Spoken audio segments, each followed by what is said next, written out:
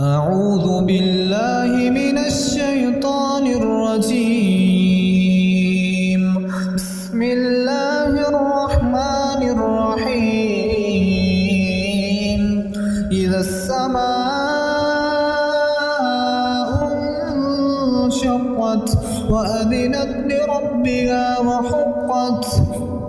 وإذا الأرض مدت وألقت ما فيها وتخلت وأذنت لربها وحقت يا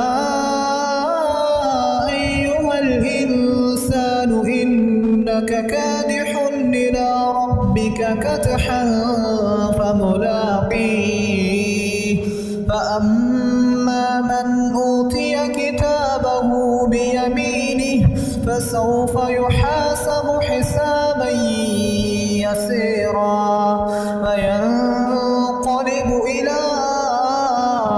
أهله مسرورا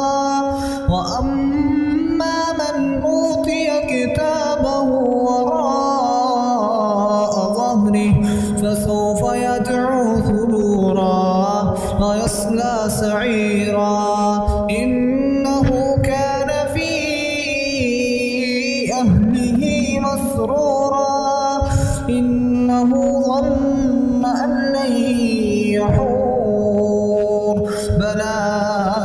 إن ربه كان به بصيرا فلا أقسم بالشفق والليل وما وسق والقمر إذا اتسق لتركبن طبقا عن